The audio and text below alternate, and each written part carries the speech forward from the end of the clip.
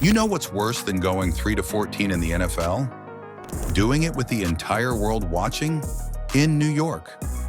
Brian Daboll's Giants were flat out embarrassing last season, and now he's coaching for his job. Literally, one more blowout loss and he might be out before Halloween. And he's not alone. We're talking playoff busts.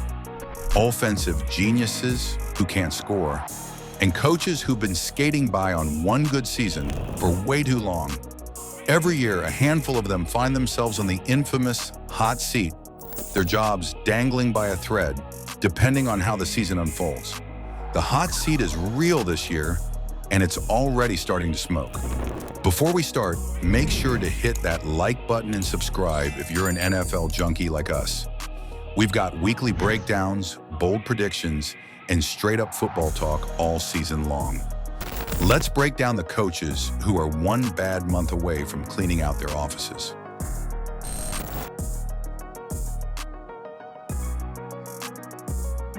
Okay, Daboll. Remember when he won Coach of the Year in 2022? That feels like a decade ago. The Giants finished 3-14 last year. Daniel Jones got hurt again. The offense ranked 30th. Yikes. Owner John Mara said he's giving him time. But let's be real. If New York starts 1-5, Daboll's getting that "we need to talk" text. Fun fact, no Giants head coach since Tom Coughlin has made it past 3 full seasons. This is year 3 for Daboll. You do the math, and guess what? He's not the only offensive mastermind under fire. One coach has all the weapons, all the hype, and still can't buy a playoff win.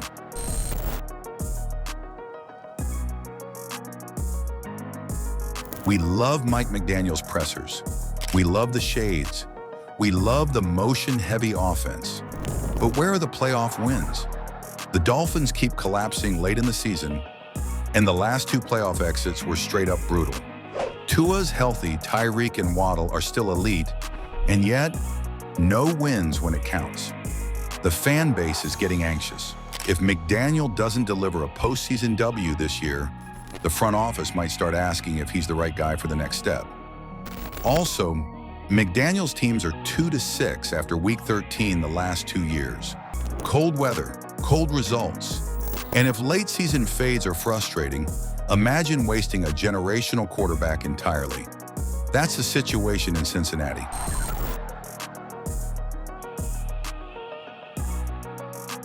How are you wasting Joe Burrow's prime and not making the playoffs?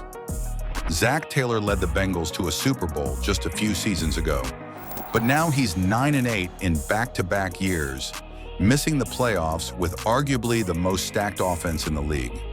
Jamar Chase, T. Higgins, maybe, Joe Mixon used to be, and Burrow, when he's healthy. If Cincy stumbles again, and the AFC North is no joke, Taylor could be gone before 2026. True story, the Bengals are paying Burrow $275 million, and they've got 1 playoff win since. That's a lot of cash for mediocrity, but at least Taylor had early success.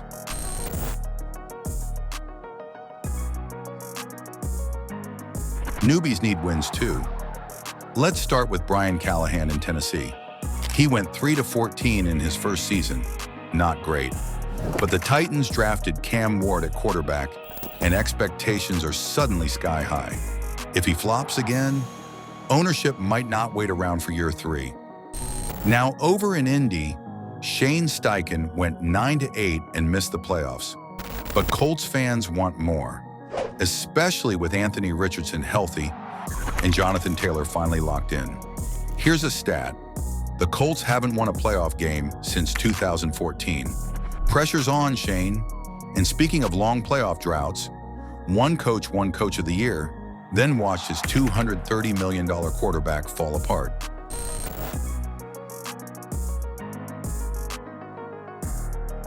Kevin Stefanski won Coach of the Year in 2023, but that version of the Browns feels gone.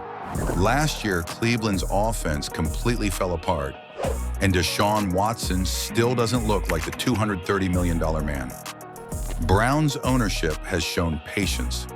But Stefanski knows this team is built to win now. The defense is elite, the clock is ticking, and Cleveland fans, they're not exactly the chill, wait-and-see type. Now, if you think Stefanski's seat is hot, wait till you hear about the coach who quietly holds one of the worst records in the league.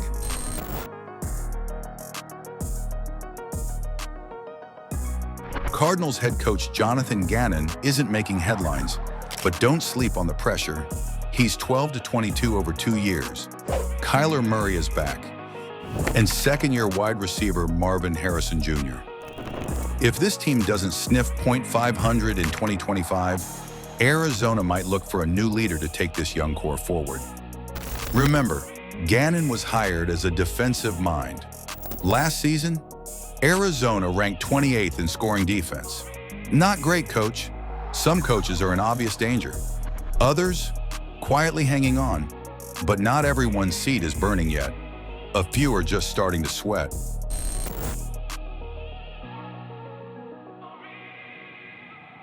Let's be fair.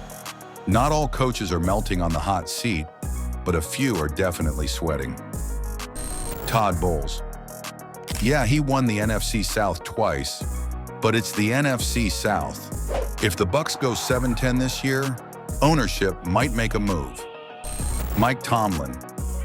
No losing seasons in 17 years, but Pittsburgh hasn't won a playoff game since 2016. He's safe, but the seat isn't ice cold anymore.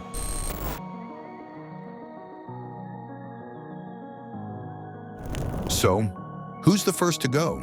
If we're betting, Daboll is the odds-on favorite, but don't be shocked if Mike McDaniel, Zac Taylor, or even Kevin Stefanski gets the boot mid-season if their teams underachieve again. The NFL's a business, and patience is shrinking every year. All right, we want to hear from you. Which coach gets canned first in 2025? Who deserves more time? And who's been overrated for too long? Drop your takes in the comments, smash that like button, and don't forget to subscribe for more deep dive NFL content like this every week. This season's gonna be wild. And for these coaches, it might be their last.